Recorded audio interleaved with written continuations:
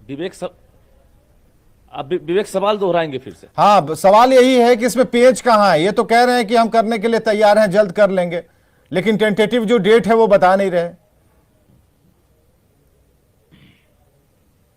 बिल्कुल, देखिए छठे चरण में भी इसी तरह से लेट लतीफी देखी गई थी, और सातवें चरण की जब से बात चल रही है, यानी छठे चरण में जो 90,000 सीटों पर बहाली होनी थी, उसमें 41,000 बहाली मात्र हुई है। उसके बाद जो बाकी सीटें हैं उसको सेवेंथ फेज में मर्ज करने की बात सामने आई है, जिसके बाद जो 2019 के जो सीटेट बीटेट एस्टेट पास जो अभ्यर्थी हैं, जो 1 से लेकर +2 तक इंतजार कर रहे हैं स्कूल में बहाल होने के लिए, उनके लिए कहा गया था कि जो सिस्टम है उसमें बदलाव होगा, यानी नए नियम के आधार पर बहाली होगी। यानी छठे चरण से अलग हटकर जो तरीका है वो बदला जाएगा। नियोजन इकाई में सेंट्रलाइज सिस्टम से बहाली होगी, और सेवेंथ फेज में नई नियमावली जब कैबिनेट में मुहर लगेगी उसके बाद तैयार किया जाएगा। अब इंतजार इस बात की हो रही है कि नई नियमावली जो है उस पर कब मुहर लगेगी, क्योंकि तारीख पर तारीख मिल रही है। अगस्त से जो शिक्षा विभाग के अपर मुख्य सचिव हैं वो ट्वीट करके जानकारी दे रहे हैं कि हम 7वें फेज के जो विज्ञापन है उसको हम जारी करेंगे।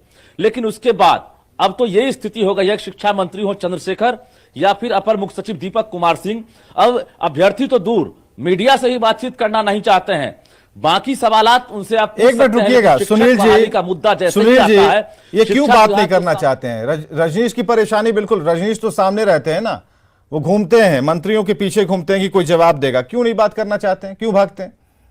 देखिए, आप अगर संदर्भ देखें तो संदर्भ में लाखों हजार करोड़ राज्य सरकार का केंद्र सरकार को देना दे है, और यहाँ पर कोऑपरेटिव फेडरलिज्म है जिसे केंद्र सरकार भेदभाव के तहत पूरी तरह से निभा नहीं पा रही है। इसके बावजूद भी जो हमने वायदे किए हैं वो आंतरिक संसाधनों से भी शिक्षकों को लाखों हजार तनख्वाह दे रहे हैं, और आगे 2 लाख से अधिक नियुक्तियों में तनख्वाह देंगे। लेकिन ये बात जो केंद्र सरकार के लोग हैं जो कि बिहार का हक हुकूक नहीं दे रहे हैं, तो और वो जो 2 करोड़ प्रति वर्ष रोजगार का वायदा किए, जो 8 वर्षों में 16 करोड़ के रोजगार के हो गए, उनसे भी कोई पूछे कि भाई तुम्हें क्या, हम तो कर रहे हैं, थोड़ी लेट हो गई, निश्चित हो गई।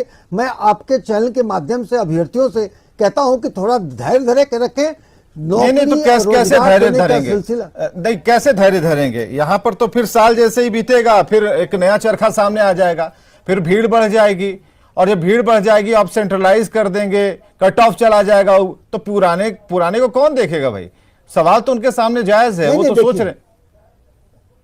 देखिए, 2 लाख से ज्यादा शिक्षकों की बहाली होने वाली है। इसके अलावा 8,000 कंप्यूटर शिक्षकों की बहाली, और इसी में देखेंगे तो करीब 1 लाख प्राइमरी, करीब 80,000 अपर प्राइमरी और माध्यमिक शिक्षक, सारे शिक्षकों को ले लें तो जो भी ट्रेंड और क्वालिफाइड शिक्षक हैं, कोई भी बेरोजगार नहीं बचेंगे। लेकिन हाँ, आंतरिक संसाधनों से राज्य सरकार अभी तक वेतन दे रही है, इन लोगों को देगी, लेकिन आपके माध्यम से हम केंद्र सरकार वेतन की तो अभी बात ही नहीं हो रही है। नितेश पांडे जी शिक्षक अभ्यर्थी हमारे साथ। नितेश पांडे जी, हम तो 6 महीने बिना वेतन को 6 महीने पढ़ाने को तैयार हैं, हमें वेतन नहीं चाहिए। लाइए सुनील जी के साथ, क्वालिटी ऑफ एजुकेशन देखिए मेरा क्वालिटी ऑफ एजुकेशन देखिए। ऐसा कहना कि ये अगर कोई अभ्यर्थी हैं, निश्चित ही ये इनका जज्बा को सलाम है, ये कहते हैं बिना वेतन के पढ़ाएंगे, लेकिन ये भी आप देखेंगे तो बिना वेतन के किसी से काम लेना, ये भी कानून संगत नहीं है।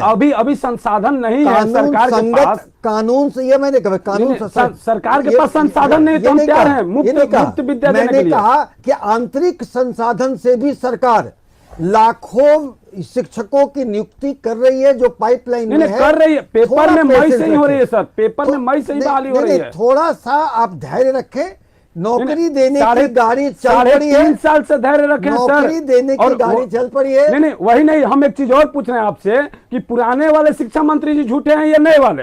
क्योंकि पुराने, सुन लीजिए, पुराने वाले नए वाले शिक्षा मंत्री 19 तारीख को कह रहे हैं क्या कि हमारे पास योग्य शिक्षक अभ्यर्थी नहीं है सीटेट पास, और ये देखिए सदन में विजय कुमार चौधरी जी पुराने वाले शिक्षा मंत्री बोले हैं कि हमारे पास पर्याप्त मात्रा में शिक्षक अभ्यर्थी हैं। अब बताइए कि झूठ कौन है इसमें, दोनों में झूठा कौन है?